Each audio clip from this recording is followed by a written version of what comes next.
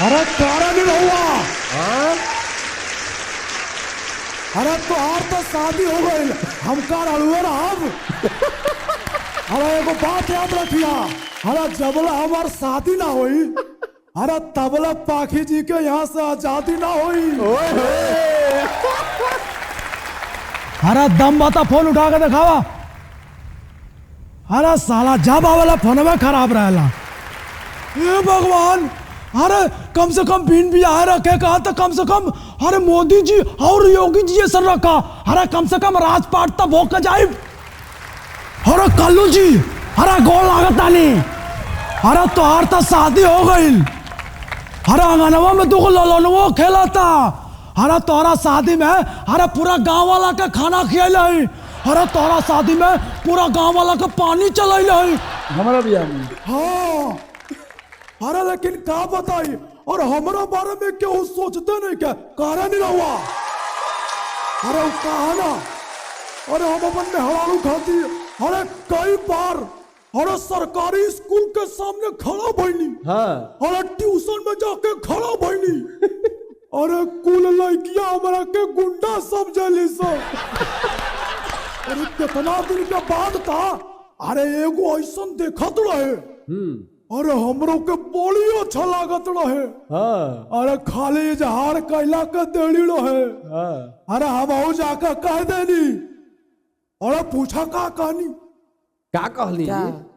अरे ताका की ढेर भइल, अरे कब मिलबुए फूल झड़ी।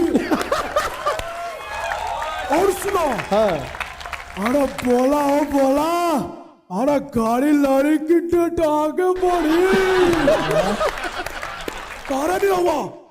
ई कौन बीमारी बनी निरहुआ करे के हो? अरे एकरा चलते हमारा लाइफ में अरे बहुत चीज का बड़ा गई ना। और बात सुनबा, हाँ अरे बहुत चीज बढ़िया हो गई ना। हाँ। कारण नहीं हुआ करत करो। और सुना, हम तो के बताओ तो आज सबसे ज्यादा अरे पाखी जी सुंदर लागत हुई। अरे भैया एगो गाना हो जाओ, हो जाओ। कौन गाना? ताका ताकी हमला में हड़ालू खाती। एक लाइन फिर से पाखी जी खाती। कि गोरे गोरे गाल बा गली पकला तिले हो कि गोरे गोरे गाल बा गली पकला तिले हो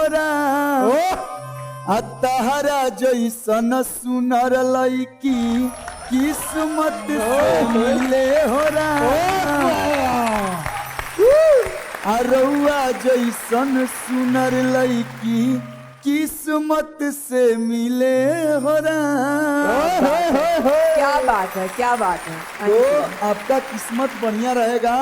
किस्मत में लिखाइल होई, देखी जोड़ी ऊपर वाला बना के भेजल है, हो सकेला बुढ़ारिये में कोनो बढ़िया पसंद आ जाए। काहे कि आजकल के लड़की के पसंद वो नहीं जाना, सही है। तरफ पे दिल आ जाए।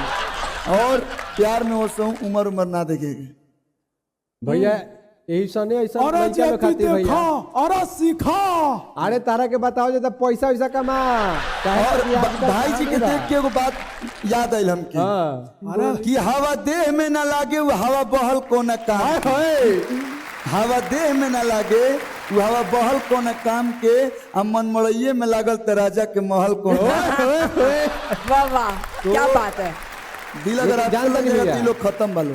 जानता नहीं भैया, लेकिन आजकल के जो सिस्टम चलता, जो समाज में देखो तनी सन, ओमे लड़की सब के ऐसा ऐसा लोग से भी हो जाता, लेकिन खातिर पैसा चाहिए। वही पर हम कुछ लिखले रही कि आजकल के जो चलता समाज में, समोसा के पिरकिया अलग के जिलेबी कहे लगा तरी सन। समोसा के पिरकिया अलग के जिलेबी कहे लगा तरी सन। अगर पॉकेट में पैसा रहता तो आजकल के लड़की बैलो के बेबी कहे लगा। बड़ा वाला था ये। कमा पैसा। अरे पैसा तो हम बहुत कमाए। हाँ। अरे आजकल बहुत कमात है। हाँ। अरे बस तू जुगाड़ करा, पैसे ले आवा ना तब तो अपने हो अरे जाए। पैसा ही है, फोन रखला है, फोन बांधे रखब हम, लेकिन शादी तोड़ब हम। हाँ तो जाए काम करो, तुरंत ही पैसा कमाए के व्यवस्था एकदम दुबई के टिकट तू अरे कटाइए। एकदम बिल्कुल कहला नहीं रहुआ। अरे दादा। चलिए भैया, तो अब कुछ जौन प्रश्न बा जनता के बीच में हमेशा रुआ बारे में लोग सोचेला कि का पूछे, लेकिन तो पूछ ना पावेला रुआ से।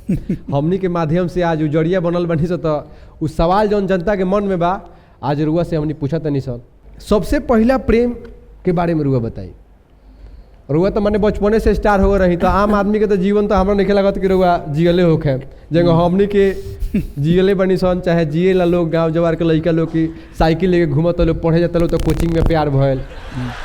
तो कुछ ऐसा भयल हुई रुआ का भयल, मतलब पहला प्यार के कुछ अनुभव होके? कि प्रेम कईल खराब ना हो। हाँ, आज के जो समय चलाता प्रेम करके निभावल, आज के समय में बहुत लोग बड़े जो प्रेम कर लें निभा नहीं कर पावत जी, तो कल प्रेम बदनाम होता। जी, जी। सही कहते ना हम। एकदम सही। वाह। तो आ रहल बात हमार प्यार के बारे में, तो बचपने से लाइन में बानी।